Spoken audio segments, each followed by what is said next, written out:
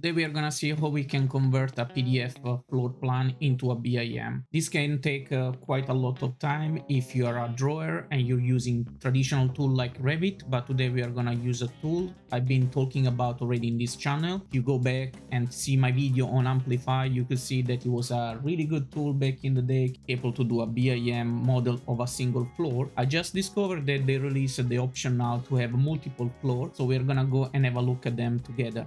So let's go and check it out. So this is how AmpliFy look like, and you can see that they mentioned that they have a new function with the possibility to have multiple floors. So I did some homework to show you what we can do. I managed to find this PDF on the web, and you can see here that you have the ground floor and you have a level 1. And what I've done before importing AmpliFy to make it work properly is to put one floor per page. So this is my modified version of the original PDF. You can see that in page 1 I put the ground floor, so I basically then duplicate the page and put the level 1 here. So basically now we have the two floor on two independent pages. So what I'm gonna do next is to drag and drop this file.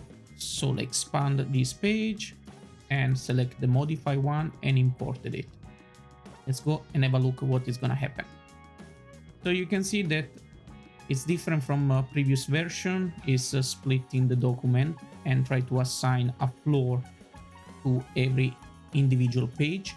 And you can see that he has already identified that the scale is 1 out of 100. I'm gonna agree with the condition and start AmpliFy and show you the results. So this is the beautiful way it's generating the BIM for individual files. And there you are, the results. It's pretty outstanding. You can see that now the two floors are connected with each other. So well done to AmpliFy, and thank you for these new beautiful features.